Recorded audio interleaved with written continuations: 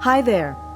My name is Michelle Nicolo Prentice, and you're listening to Mama's Lullaby podcast, where we celebrate you and your journey to and through motherhood, the good, the hard, and the scary, giving you a place to be nurtured and mothered.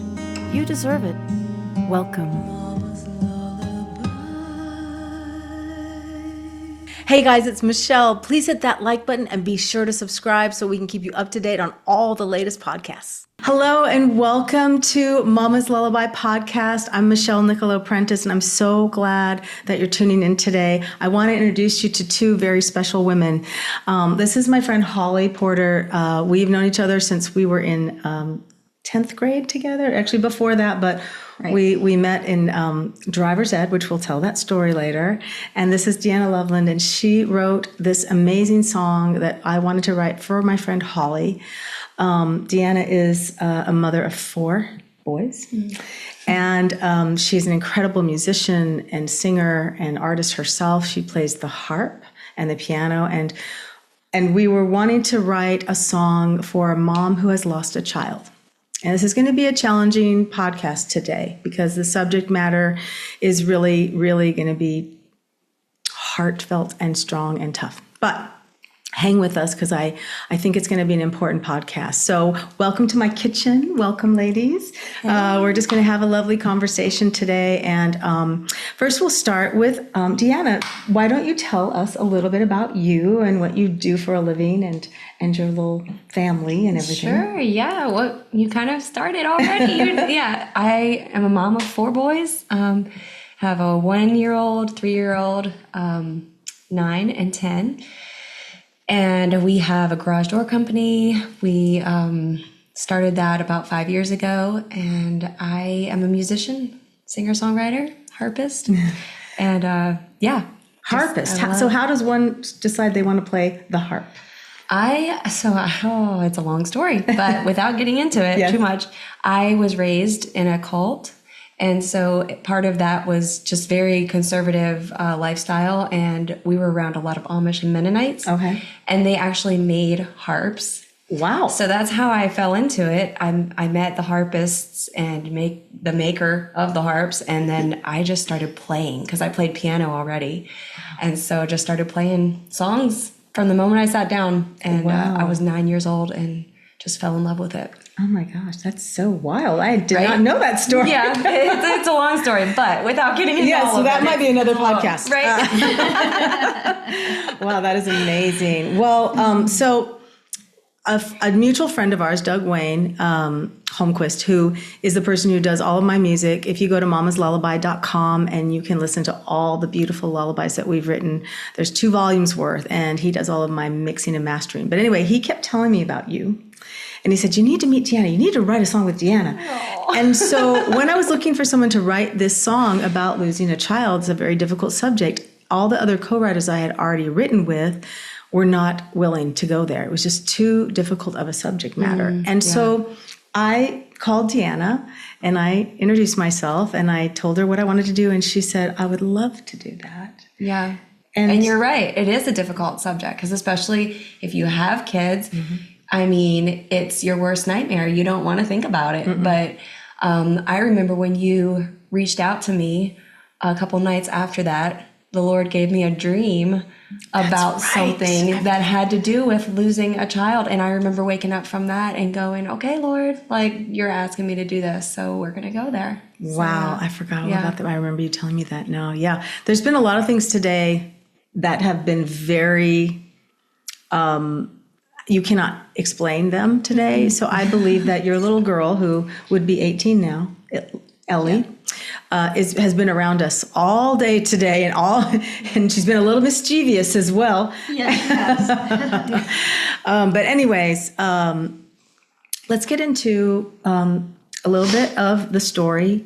And my goal with Mama's Lullaby is to bring people, women, sage women, people who've been through things, to you, to hopefully give you some hope, some insight, maybe some way to help you understand some things for yourself, or maybe not feel so alone.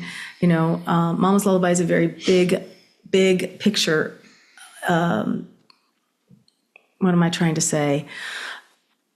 Umbrella. It's music, because it started with music to love, for moms to soothe and relax and calm them. Comfort. And comfort them. And so I really wanted to write a song for Holly and every mom who has lost a child, however you lost the child, whether you had a miscarriage, there's a lot of ways to lose a child, and none of them hurt any less. But let's talk about maybe sort of what happened, and we can kind of go from there. Okay, so she was 2.5. We had gone to a neighborhood party that night, and so Pat and I have 3 girls together, and I have 5 children total. I had 2 before Pat and I got married, and then had the 3 girls, Maddie, Grace, and Ellie. And we'd gone to a neighborhood party. They do this Christmas thing at people's houses, but ours is done after Christmas because it's just too busy of a time. And we were walking out the door, and she came running up, and we were walking out the door, and she goes, "Bye, thank you." and we both just kind of looked at each other and went, "That's kind of weird. Thank you." Okay.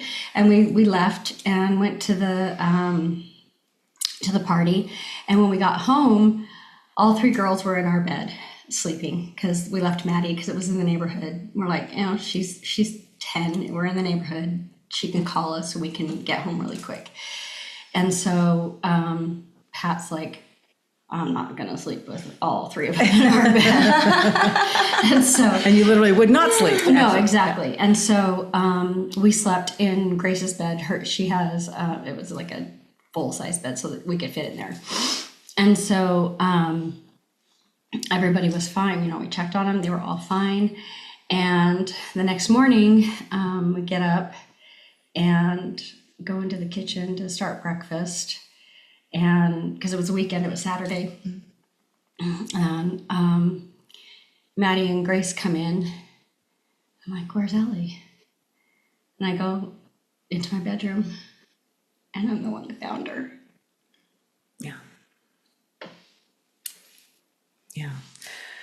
Yeah. So and they don't call it crib death after 1. Yeah. So they never really know what happened. No. Yeah. I was here with some friends, and we were at Cracker Barrel eating breakfast. And she had a dog, and you had been talking to me about your dog before. Oh, Sadie. Yeah, we have a Saint Bernard. Yeah, and she called me. I'll just never forget. I was at Cracker Barrel, and I get a phone call from Holly, and she said, my baby's dead. And I said, "What?" And I thought she was talking about the dog. I don't know why I thought the dog. And I was like, "What? My baby's dead. My baby died." And I said, and I got up from the table and I went out, because I just could not hear what she was saying. I couldn't understand it. And I'm like, "What are you saying?" And she said, "Ellie is dead." And I'll never forget that moment. And so, of course, she said, "I want you here. I want you to sing at the funeral. Of course, I will be there." It was a big ask. Well, no, it was not a big ask. It was a big ask because it's hard. It's not a big ask. I would not have been anywhere else. It was difficult. It was hard. I just couldn't think about it. But when I got there, you were at the mortuary. Yeah. I've never seen this before, but they were picking her up out of a casket and holding her. And she just looked like she was sleeping. And everybody kept holding her. I don't think I held her. I think you asked if I wanted to, and I don't think I could. It was hard. It was even hard for me to do that. Yeah.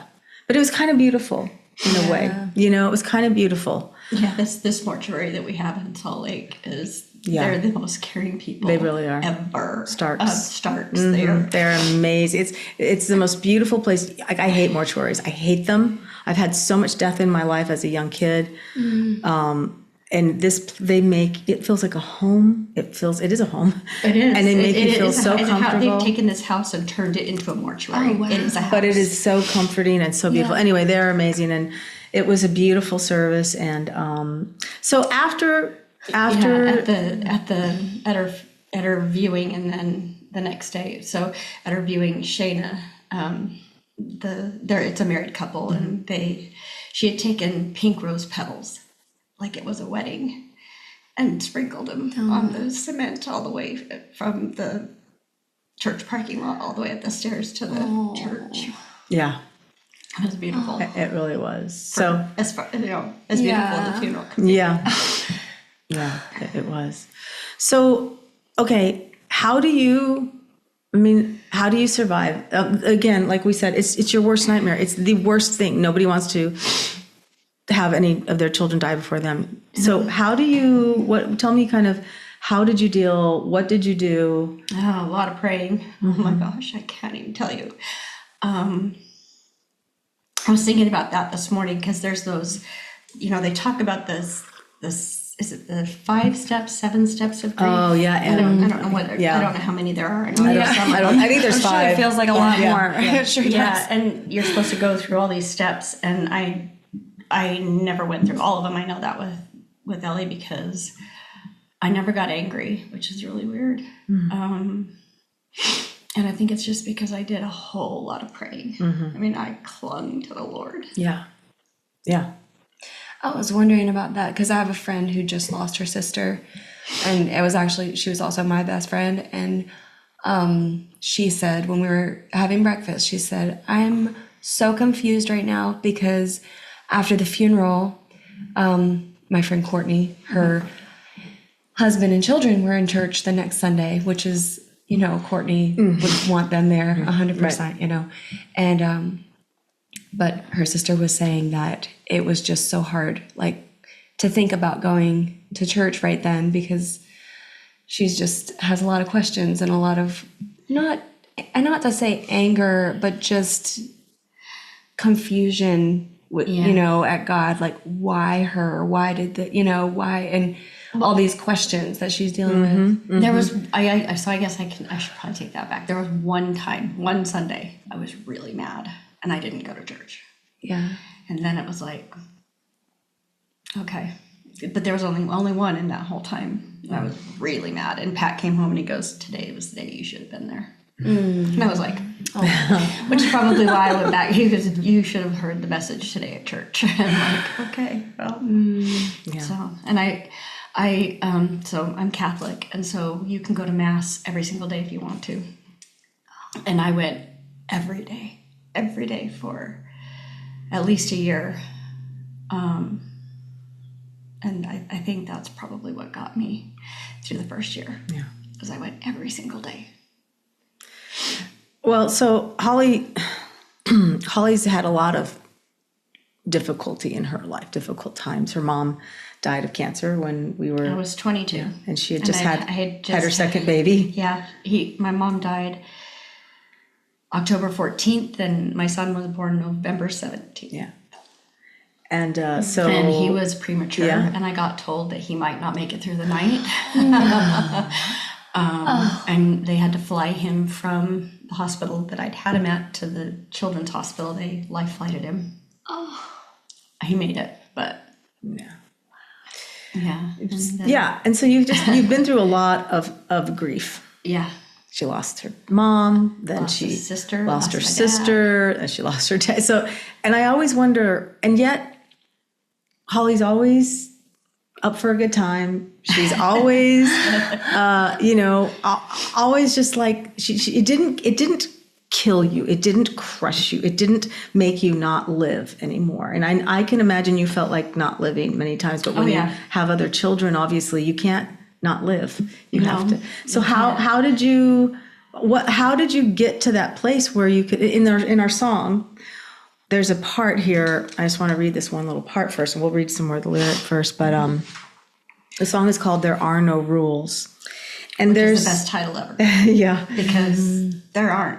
Yeah, I mean, everybody grieves differently. Yeah, it's absolutely true, and I give that credit to my husband Mark. He gave me that line, but it's where's that line? Oh, that's "Bye Bye Birdie." Okay, let's see. They say that time heals all wounds, still a scar will remain. Memories of you, faith and love help to ease the pain, Well, that's not the part I was trying to think of. What was I trying to think of? And that's very true too. I mean, you always have a scar. Right. Yeah. There's no way you're not going to have. Oh, here it is. No rules for how to grieve. There's no rules for what your soul needs. And as sure as the sun will rise again, you'll come alive again. And until then, I'll hold this space for you. Yeah. Yeah. Well, I have good friends. Yeah. Yeah. Well, I remember calling you when I was thinking about writing this, and I said, what was helpful that people said to you or did, and what was not helpful? Because death is such a difficult subject matter. No one knows what to say. You don't know what to say. Yeah. It's like you want to take it away from them, but you can't. No. And there's nothing you could say unless you can bring that person back. Right. To make it better. And there were people that would say that. I'd say, well, if you could, I would make you right now. Yeah. Yeah. But tell them what you said, what was, and this is just for you because, maybe for somebody else out there, something else, but just for you, what was most helpful and what wasn't helpful? I think the best thing that people would say is, I don't know what to say to you. Mm-hmm. And that's okay. Yeah. I think that was probably the best thing because you don't know what to say. And saying I'm sorry and just giving someone a hug is probably the best thing because there is nothing you can really say. I had people say, oh, God needed another angel. God made all the angels he needed. Yeah. He has all the angels he needs. Our priest came over the morning this happened, and he said, oh, and he's a priest, so he has no children. And I know that he was trying to make us feel better. And he goes, oh, she gets to grow up in heaven. Isn't that wonderful? And I just thought, no, she's supposed to grow up with me. Yeah. But he was trying to be kind. Right. But yeah, just hugging someone and just saying, I'm so sorry, and I don't know what to say was the best thing for me. Yeah. And what were things that people did for you that were helpful? Was food helpful? Probably for my family. Yeah. I didn't eat a whole lot. In fact, my friend Amy said she bought me some clothes because she said, you're losing so much weight. None of your clothes fit you. Yeah. Yeah. And so, but because you don't think about it. You don't, at least I wasn't, and I love to cook. Yeah. But I wasn't even thinking about that. And it's funny because you brought me this song and I love it. But right after she died, the first thing I would do every morning is I would open up all my blinds and I would turn the TV on or turn some music on. And after she died, I never opened the blinds and I didn't turn the TV on and I didn't turn any music on for probably about at least a month. Mm-hmm. I didn't want to hear anything and I didn't want to see the sun. Yeah. So you just needed that space. And so when we were talking about when I first thought about writing this song, I thought I would write it about the process of losing a child. But then I thought, no, we need to write it about how can we support the mother through this grief. And and that's kind of where we came from. And Deanna started this beautiful line and this beautiful music. And you started singing that melody at the beginning, the tears coming waves. Yeah, you want to, what were you going to say? Oh, well, I was thinking when we were writing the song, I was remembering this lady that I had kind of seen her journey of losing her son. Mm-hmm. He was 16 months old. And one of the struggles that I just watched her walk every day was having 2 other kids that need her. Yeah, and I think that helped me too. It's like if Ellie had been my only child, I probably wouldn't be sitting here talking to you ladies. Mm-hmm. I mean, because other kids make you have to get up and take care of your kids. Right. You have to. Yeah. Yeah. And that's the one thing that I kept thinking of was just how, she would try every day. And there were days where it's like she just would disappear. You wouldn't see anything or hear anything for a while. And then she'd be back out with her little ones trying to have a day at the park or trying to do something. And like, I think with this song, it was really understanding that there's days when you're going to cry and that's all you're going to do. And there's also times when you're not going to cry at all. Yeah. And you're actually going to have what appears to be a good day, but you're still hurting, and that doesn't diminish your grief at all. Like, there's no rules, basically, obviously that's the title. And it's just like, I don't know, like I think a lot of people don't understand that if they haven't gone through it. And so when they see that mom having a good day, they're like, she's not sad, like what's wrong, or and that's not how it goes. That's not there. In fact, I was afraid to stop crying because I thought if I stop crying, I'm going to forget her. No. That was really hard. Yeah, that's a good point. I think with grief, a lot of times people might feel that if they're not crying or they don't feel horrible and sad, that means they don't love them anymore, or they don't miss them. That's awful. There's a fear of that. Yeah. That makes a lot of sense. Yeah. Which of course is not true. No, it's not. You get over it. And you have to be able to, you learn to live. Right. You learn to live with it, which is once you get over that fear or whatever that is, like letting it go, or for me anyway, it was like, okay, me not crying doesn't mean I don't love her or that I've forgotten about her. But some of the best advice that I got was there was a mom in Grace's class, Grace's class. So Grace is the middle of my younger three. And her parents, she had a sister she was special needs. And when she passed away, her parents stopped doing all the family traditions and everything, and it made her and her other two siblings feel like that special needs child was the only thing that mattered. And so her advice to me was, she goes, don't stop doing the things that you did before, because your other kids will feel like Ellie was the only one that mattered. And as hard as it was to hear that and do that, I still did it. My daughter Grace came home. She was 5 when Ellie, or 6 when Ellie passed away, and Maddie was 10. And Grace loves Halloween, and I love Halloween. I decorate big for Halloween. And she came home on Halloween afternoon and said, and I hadn't decorated. And she goes, "Are we going to put up our Halloween decorations?" And this is the year we lost Ellie. And I said, yeah. And so Pat and I pulled out decorations, and in 3 hours got the house decorated. Not as big as I normally do, but I got some up for Halloween. Yeah. And that was a really good piece of advice I got. Yeah. Another piece of advice I got was my friend Kristen, Michelle and I, she's a friend of ours. She'd been going through some stuff and had been seeing a counselor. And I guess she told her counselor about me, and the counselor told her, and she told me what the counselor had said, and I was like, oh, great. She said, well, my counselor told me that the kids will do as well as the mom is doing.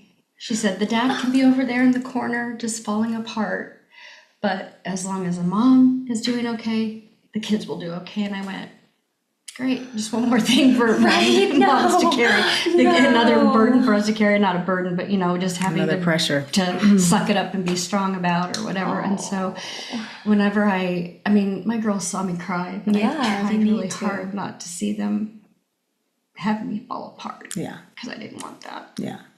Right. I think, and it was true because my husband he fell apart a couple of times, and my daughter Maddie she had some friends over, and she said, hey Dad, can you maybe not cry when my friends are here? Because she had them over to hang out with her, and they saw him crying, and so they were trying to comfort him.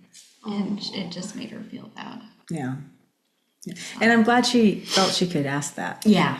And that counselor's point was proven. Yeah. I was like, yeah. I mean, it is so, and this is part of why it's so important to me to have these conversations, because moms are the bedrocks of our society. We are the stop to everything. Like it stops with us. Well, especially the emotional parts Yes. of stuff. I mean, dads can put down, they'll lay down the law and that's it. And kids toe the line, you know? But when it comes to the emotional part, that's it. Yeah. We're it. Yeah. I mean, and we do feel that pressure, I think, or that responsibility more so than, maybe it might feel like pressure too. I don't know. But I really think that we need to nurture our mothers. Our mothers need this nurturing. They need a mother to come to them and say, I've got you. You can fall apart. Right. I'm here. And that's probably why I did so well. I think I did okay. You did I think amazingly I did well because I have wonderful friends. Yeah. I've got great friends. Yeah. That love and care about me. And and I always say this, not everybody out there is so blessed to have such great friends. That's true. So we're trying to be that friend to you. That is what we're trying to do that's here. Right, exactly. If we can support you, even though it's only this through a TV screen or your phone, that's our prayer. We can't physically touch you, but we are sending love and care to you here at Mama's Lullaby. That's our goal for sure. Absolutely. Well, let's talk about this song a little bit, which is on all streaming platforms. You can go and stream it right now. It's called There Are No Rules. And have some tissue. Yes, we have tissue. Have some tissue when you listen to it. Yeah, it's really beautiful. I feel these were all divinely given by God anyway. So I don't really take all the credit for these. I just take the credit for moving my feet and making the phone calls Same, right? and doing the, I really, Getting people in place. So the first line is, do you want to read the first line? Sure. Okay. Or the first section? Yeah. Mm-hmm. Tears come in waves down your face. Let them fall, let them fall. You're safe with me. The crowds are gone. There's no need to be strong, to be strong. Yeah, I think that's the thing. When I was thinking about you, when everyone is there after the funeral and you've got all these people around you and you feel like you have to sort of hold up for all those people because they're coming at you. And you're like, you're trying to comfort them too because they're crying, exactly. right? Yeah. And then when you can go be alone and someone can go, I got the door, no one's coming in here. You do whatever you need to do. That was my hope. Yeah. And that's what I felt like, we needed to do.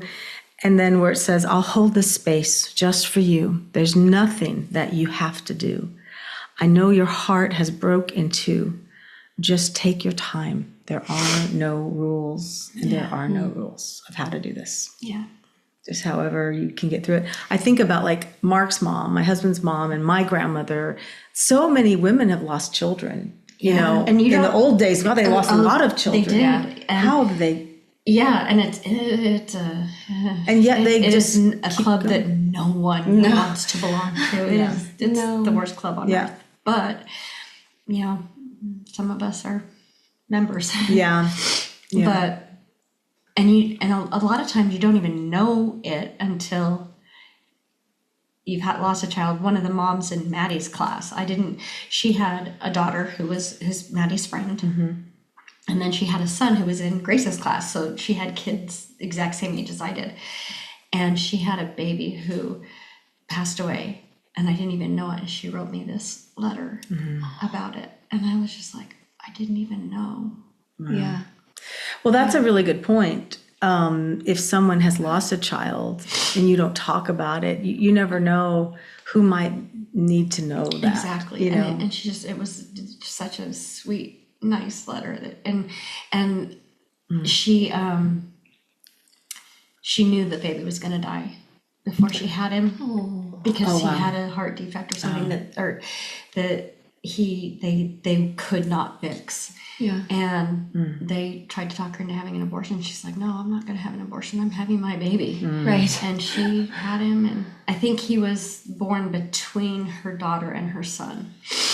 And I have a friend who, she makes wind chimes. And for people to, you can buy them and give them to people after they passed away. And so I gave her a wind chime. That's beautiful. I love that. I've been giving wind chimes for people that have passed too. I think it's way better than flowers. Yeah. It stays with you forever. And that's another thing. after Ellie passed away, I was like, I hope I never get another thing of flowers ever again. Yeah. I thought my house I had so many flowers, and I thought, what can I do? And I went and bought a whole bunch of little vases, and I took all of them and I put a bunch of little vases in, and I told my kids, go take these to a nursing home and give them away. I did not want flowers in my house. So that's a great point. What would be better? Like the wind chimes is a great idea. Wind chimes. So what else? I mean, you don't want 50 wind chimes, but what's some other ideas for people that they could? It was nice when people, said, I gave to this charity in the name of your daughter, or the school. We set up like a little scholarship fund because our kids went to parochial school. And so we set up a scholarship fund, and people donated to that. Oh, that's nice. Yeah. And the school that our girls went to, they have a sister school in Mexico. And Maddie did the exchange program, and it's just a 2-week thing. The 8th graders, I think it was 8th grade or 7th grade. Anyway, they'd go down there for 2 weeks, and then their kids would come up here for 2 weeks. And so they got money in the scholarship fund, and they asked I could think it was a scholarship fund. Anyway, the money that they got in there, they asked if they could use it for a mural. Oh, wow. At the school. And so there's a mural at the school that has her name on it. Oh, that's really cool. Donated by. I love that idea. So things like that meant more to me because it's permanent. Yeah. Right. And flowers die. Yeah. Yeah. And those things, they're going to live on. Her name, forever. everything. Yeah. I love that. Mm-hmm. And I liked how, we were talking earlier when I got here. People would be afraid they'd say, oh, well, if they brought her name up, especially, not so much now, if I talk about her a lot, I start to cry. Yeah. But they'd bring her up and I'd start to cry. Oh, I'm sorry, I didn't mean to make you cry. I'm like, no, it's okay. I don't want her forgotten. Yeah. So please bring up her name. So don't be afraid to talk about the person. Don't be afraid to talk. I mean, that's how I am. Right, I don't want her forgotten. Yeah. No. Yeah, that's a really good point. A lot of times we don't want to bring it up. We don't want to make someone cry, but sometimes, it's okay to cry. It is okay to cry. It's okay to cry. It is okay to cry because it's therapeutic. Mm-hmm. Yeah. It is. You have to better out than in. Yeah, exactly. Because, storing emotion.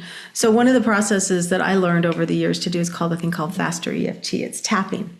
It's meridian tapping, and it deals with the subconscious mind. Because what happens is when we have traumatic things happen to us, they get stored in the subconscious mind, and then they get stored in the body. Mm-hmm. And emotions get trapped in our body, and they can become physical things. Yeah. Ailments and illnesses and things. And so what I learned is that when you help someone through a trauma, the mind will represent it when you can let go and release sort of the traumatic pictures in your mind and change them to something that's nicer, that feels better. Then how you hold that incident, it feels different. It doesn't feel horrific as it was. It's like peaceful. It's like, it happened, but it's not happening right this moment anymore. Right. And so it's really important to get some emotional work. So one of my big things in Mama's Lullaby is to support moms with emotional health. And so we're going to have a fund for women to have these therapies because they're not cheap to do, but they're so transformative. I just worked with a woman just the other day. Her son was diagnosed, 28 years ago with a brain I don't know if it was cancer or it was a tumor on his optic nerve, and he became blind because of it. Now he's 30, but it was so traumatic that she didn't want to have him do chemo and all that stuff. But then the authorities came to her home. She lived in another country, and they were going to take him from her to do chemo, even though she didn't want to do chemo. And that was, he's fine now, but it didn't happen. That didn't happen. But the memory of that was still in her body. I mean, she was just physically like it was happening at that moment. So we cleaned that up. with the process, and we re-imprinted, and it's like she felt like a different person. Yeah. So it's really important to clean up those traumas, and then we don't, or if we've had things happen as children, we don't pass them on to our children, but we don't know any of this stuff because we're not raised to know this stuff. Right. So like way back when, we don't talk about anything. Oh gosh, yes. We kept everything silent. Yep. I mean, Taboo it's subjects. not like that nowadays, but back, back when our parents were. There's so much they didn't talk about, and you just are not allowed to talk about it. But it's so cathartic to be able just to say whatever it is you need to say. If you need to say, hey, I just don't feel like seeing anybody today. I just don't feel like talking to anybody today. Right. Yeah. Yeah, I had friends that would, right after we lost her, they wanted to take me to lunch, and I just, it was probably about, 15 minutes before I was supposed to meet them, and I just said, I can't meet you guys today. Sorry. Yeah. I just can't do it. And it's okay to do that. And you need to be able to. Yeah. You need to be. I think as women, maybe, I don't know, I'd like to know how you feel about this. We're kind of raised in a way, some of us, to just be good little girls. Shh, especially down here in the South. Well, in the South, it's really very, very down polite. Here in the South, you guys are very polite. Very polite. So, be sweet, be nice, don't, and it's, and, of course you don't want your kids to be jerks, but also you want to teach them. Good manners are always nice. Are good, but also it's a must. But how you think and feel are important as well. Even if you're a child, you should know that you're important as well. Right. And there's a way to tell somebody something. But what are your thoughts? You grew up in a cult, so that's an interesting. That's definitely just actually the name of the show that's out about the cult that I was on. That was the cult you were in. Be Sweet. It's called it's not that one, but it's actually called Shiny Happy People. Oh, I don't know that one. But it's the same idea of the shiny happy people. We were the shiny happy people. If you've ever heard of the Duggars, yes, they were under that as well. And it was that whole mindset, especially for women. Not so much the guys. Right. The guys had more freedom. They were able to do and say things, but women were very just under, we were taught as kids. As a kid, I was 7 years old, taught to be under that umbrella of authority, under that guy, and so you're kind of grown up with this mindset that I can't function in society without a man, and thankfully my parents were not 100%, following the cult, because my mom was a very independent woman and she didn't agree with all of that, all the way. So it was there, but they also, just taught me that you have your independence, you are your own person. You're lucky. Thankfully, yes. But there were so many women that were under that really did fall under that. If they didn't have a guy in their life, they didn't have a word to say or to, a life that they could live. But this started with you saying about the facade, right? Because you're putting on that face or that happy, I guess, outlook. And I think that makes you process grief differently too, because you feel like you can't actually process your grief. Right. Or get mad or, whatever. Right. Yeah. You can't, you're not supposed to say bad. Bad manners. Yes. Right. Holly doesn't have any problem getting mad. Well, it's one of the things you're healthier for it. Yes, it's lessons. Come see me. Maybe we'll do a podcast on that one. Oh my gosh. Okay, so I told you guys I was gonna tell you how we met. A little story, kind of a funny little story. So let's tell that story for a minute here. Some more levity here. So we were in driver's ed together, 15 years old. And Well, did we turn? Were we turning 16? I was turning 16. Well, we were turning 16 that summer. We were 15. Yes, we're 1 month apart. Yeah, Her birthday is 1 month apart. Her birthday is July 5th. Mine's August 5th, and our friend Jody's is September 5th. And we all had babies in high school, so we were pregnant 4 months apart from each other. I was a teen mom. She was a teen mom. Jody was a teen mom. But Jody had an early teen. She was 15. A year before us. Yeah, so. We were, a little bit wild, not wild, because it was just, we only had one boyfriend. It was just one guy, and I married mine in my first one. We didn't do things the traditional No, we way. did not do things traditionally. That's a nice way to say it. There is no judgment in how you became a mom. That's right. That's what we're trying to say here at Mama's Lullaby. There's no judgment of how you became a mom. No. But anyway, so that you're a mom, and That's right. you're a good one, right? Right. And you're doing the best you can, because you can only give what you have. And you can only do what you know, and when you know better, you do better, and that is the truth. That's right. you do the best you when can you with know what better, you have. you do better. Until then, you do what you know. That's right. So anyway, we're in driver's ed, and we hit off this friendship, laughing, joking around about, probably teasing about the teacher or whatever stupid thing we were watching. Simulators. A lot of those, yeah. Watch a lot of people die in car wrecks and mangled bodies and things like they made you watch. And Yeah, but you didn't have texting back then. no, we didn't. No, you did not. So anyway, one day I said, "Hey, do you want me to give you a ride home?" And she's like, "Okay." Who? And I go, I have. No, I said, how? How are you Oh, giving yeah. I go, I have my boyfriend's car. I was driving to driver's ed in my boyfriend's car. So we get in the car. It was a little orange Capri. So very bright car. And we're at the end of the driveway to drive out of the school. And I look to the right, I look to the left, I look to the right, and I look, or however, and I see our driver's ed teacher drive right up next to us. And he looks at me, and I look at him, and we wave, and I turn and take her home, and we're just like, oh no. And, he never said a word. He never said a word. No, we didn't have. Neither of us had our permits. Oh no, not at all. No, I had been driving since I was 11. So, being a singer and having a band when I was 10, and they were all 8 to 10 years older than me, they were like my big brothers, and they would let me drive. I don't know how I talked people into doing this crazy stuff, but anyway, so I had already been driving. You're very persuasive. I'm very persuasive. I was going to say, you don't know how, whatever. I am very persuasive. I will give you that, Deanna and Holly, But anyway, that's how we met. And so and we've had a lot of adventures. By strong arm. Yes, that's right. So we are at our friend Jody's, so Jody's our friend from 7th grade, and she had the baby at 15, like we had kids in high school. And we were at my goddaughter's wedding. And Holly and I now were in our 40s, right? By then. And I'm feeling... One of the guests tried to pick me up. Do you remember that? No, but you looked hot. But I don't blame the kid. You can't blame the kid. This kid was like 20 years old. You can't blame them. You're beautiful. So anyway, we're sitting there, and I'm already feeling old and frumpy because all these young kids, and they're so tiny. Again, we talked about being harsh on ourselves, right? I was pretty harsh on myself.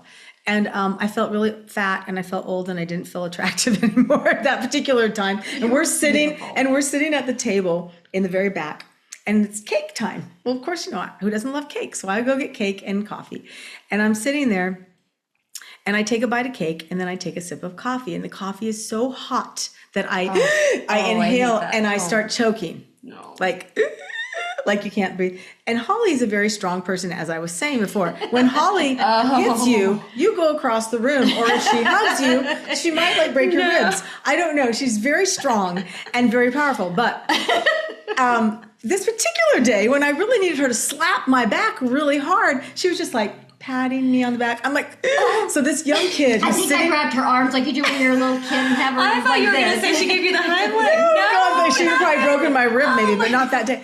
That day she was being very gentle because I've given her so much crap because you hit too hard, in my defense. Well, when you're hitting me, yes. But anyway, so this young, really cute kid who's a bodybuilder and he's a coach or whatever, he trains people. He jumps up and comes and is whacking me on the back. And of course, I finally was able to breathe. But it was just humiliating. I'm like, the one day I need you to use your strength, you're being gentle with me. I listen. Oh my gosh. Well, I'm glad we have a little levity here. This has been a really intense subject. If you want to hear Deanna's beautiful music, where should they go? Oh, well, you can now, as of today, you can go to YouTube. There's Loveland sleep music. Oh, sleep music. Yeah, it's the one you were talking about earlier. Yes, it's specifically for just helping you sleep. Rain sounds and heart playing, and it's continual. Oh, great. For an hour plus, and you can repeat it. How lovely. So go get some sleep. Yes. Yes. If you're not sleeping well. Yeah. Okay, beautiful. And you can go to mamaslullaby.com and check out we have all these cute little t-shirts. Holly's got one on. We've got mug. Well, we don't have mugs yet, but we will have mugs. Just check out what's on there. It'll change as we go. So make sure you check back with us often. And Mama's Lullaby podcast is on YouTube and all the podcast platforms. So check them out. We have so many that are coming out. I hope this was helpful to you. I hope that if you are going through this, you know that we are in an energetic way loving you, putting our arms around you and telling you that we are here for you and praying for you, and hope that, things will lighten up at some point and you can make it through, and you will. And until then, be very, very, very kind to yourself. Amy Grant was on one of the podcasts and she said, we're really not taught to speak gently and kind to ourselves. She had that thing in her fridge. Yeah, she had written that saying, be gentle on yourself and others. Yeah. It's the whole phrase. I need to memorize it, actually. And then somebody framed it for her. Yeah, Cece Winans did. She printed it up and framed it for her. You can check out that podcast on YouTube as well with Amy Grant. It's a wonderful podcast. But thank you so much for joining us on Mama's Lullaby. Bless you, and may your day be beautiful as you are, and come back and see us again. Thanks so much. Bye. Tears come in waves down your face. Let them fall, let them fall.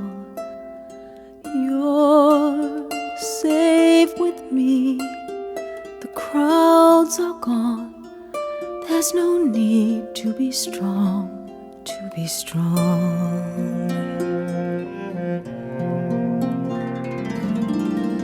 I'll hold this space just for you.